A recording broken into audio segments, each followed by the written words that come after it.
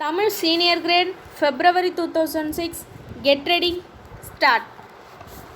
அன்புடையீர். இந்த விழாவில் ஏராளமான பொதுமக்கள் குழுமி இருப்பதை பார்க்கும்போது உங்களுக்கு கல்வியில் எவ்வளவு ஆர்வம் உள்ளது என்பதை என்னால் மிகவும் நன்றாக உணர முடிகிறது. இத்தகைய நிலைமை எனக்கு மிகவும் மகிழ்ச்சி அளிப்பதாகவும் என்பதை முதற்கண் நான் தெரிவித்துக்கொள்ள விரும்புகிறேன். 10 ஆண்டுகளுக்கு முன்னால் இந்த கிராமத்தில் மக்கள் தொகை குறைந்த அளவில்தான் இருந்தது. இப்போது நீங்கள் ஏறக்குறைய 1000 பேர் இருக்கிறீர்கள் என்பது வியப்பை ஏற்படுத்துவதாக உள்ளது. ஒவ்வொரு வருடமும் பல்வேறு திட்டங்களை நிறைவேற்றுவதன் மூலமாக அரசாங்கம் உங்களுடைய பிரச்சனைகளை தீர்த்து திட்டங்களை சிறப்பாக நிறைவேற்றி வரும். அரசு துறைகளுக்கு, குறிப்பாக அனைத்து அலுவலர்களுக்கும் உங்கள் அனைவரின் சார்பாக என்னுடைய நன்றியை தெரிவித்துக் கொள்கிறேன். கல்வி வளர்ச்சிக்காக இந்த ஆண்டு நிதிநிலை அறிக்கையில் ஏராளமாக நிதி ஒதுக்கப்பட்டுள்ளது. கல்விக்காக அரசு எவ்வளவு செலவழித்தாலும் உங்களுடைய பங்களிப்பும் அதில் இடம்பெற வேண்டும். உதாரணமாக, அரசு 2 வகுப்பறைகளை கட்டினால் பொதுமக்கள் 1 வகுப்பறையாவது கட்ட வேண்டும். அப்போதுதான் மக்கள் தேவைகள் விரைவில் நிறைவேற்றுவதற்கு வாய்ப்பு ஏற்படும் என்பதை சுட்டிக்காட்ட விரும்புகிறேன். முன்பெல்லாம் மக்களிடம் பணம் இருந்தால் இது போன்ற அவசியமான தேவைகளுக்கு அவர்கள் பணத்தை செலவிட மாட்டார்கள். அந்த நிலை இப்போது மாறி வருகிறது என்பதை நீங்கள் அனைவரும் நன்றாக அறிவீர்கள்.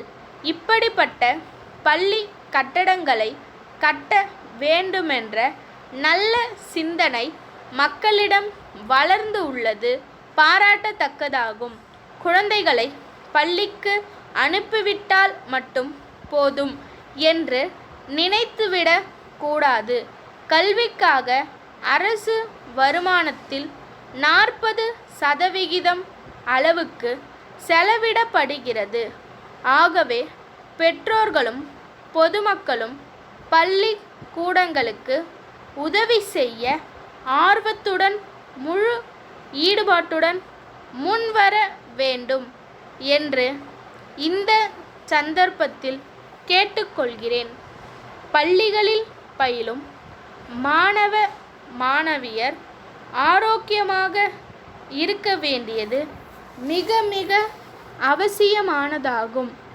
இதற்கு தேவையான நடவடிக்கைகளை அதிகாரிகள் எடுக்க வேண்டும். ஆண்டுக்கு ஒரு முறையாவது அரசு மருத்துவர்களை பள்ளிக்கு அழைத்து வந்து மருத்துவ பரிசோதனைகளை செய்து முறையான சிகிச்சையளிக்க வேண்டும். அப்போதுதான் குழந்தைகள் ஆரோக்கியமாக வளர வாய்ப்பு ஏற்படும். மனிதநேயம் வளரும் வகையில் குழந்தைகளை ஆசிரியர்கள் உருவாக்க வேண்டும். அது ஆசிரியர்களுடைய இன்றியமையாத கடமையாகும் என்பதை வலியுறுத்த விரும்புகிறேன். தமிழ்நாடு முழுவதும் பரவலாக நல்ல முறையில் கல்வி வளர்ச்சி ஏற்பட்டு வருகிறது. ஒவ்வொரு ஆண்டும் அரசானது புதிய தொடக்கப் பள்ளிகளை அதிக அளவில் ஏற்படுத்தி வருகிறது. இதன் மூலம் ஒரு கட்டத்தில் பள்ளிகள் இல்லாத கிராமமே இல்லை என்ற நிலை உருவாகிவிடும். இதனால் பாடுபடும் பாட்டாளிகள் மற்றும் ஏழைகளின் குழந்தைகளும் கல்வி கற்கும் நிலையும் ஏற்படும் என்பதை தெரிவித்து அமர்கிறேன். கடலூர் மாவட்ட ஆட்சித்தலைவர் திரு ராமசாமி சென்னை மக்கள் நல்வாழ்வுத்துறை செயலாளருக்கு எழுதிய கடிதம். ஐயா, கடலூர் மாவட்டத்தில் சுனாமி பேரலைகள் தாக்கியதால் ஆயிரக்கணக்கான மக்கள் பாதிக்கப்பட்டனர். இதில் பெரும்பாலான மக்கள் தங்கள் வீடுகளை விட்டு வெளியேறி பாதுகாப்பான இடங்களுக்கு சென்றுவிட்டனர். எஞ்சிய மக்கள்களில் 30,000 பேர் அரசு முகாம்களில் தொடர்ந்து தங்கி வருகிறார்கள்.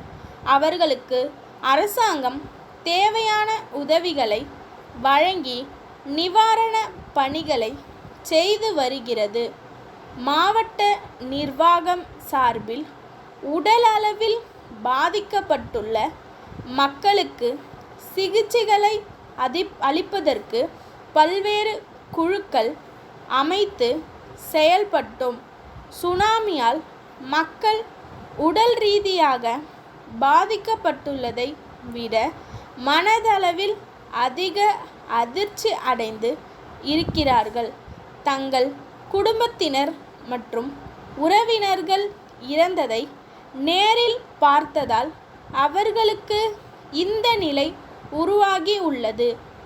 எனவே அரசாங்கம் மக்களுக்கு உதவிடும் வகையில் திறமையான மருத்துவர்கள் மற்றும் உளவியல் வல்லுநர்களை அதிகமான எண்ணிக்கையில் கடலூர் மாவட்டத்திற்கு உடனடியாக அனுப்பி வைக்க வேண்டும் என்ற எனது கோரிக்கையை முன்வைக்கின்றேன். தங்கள் நம்பிக்கையுள்ள ஸ்டாப்.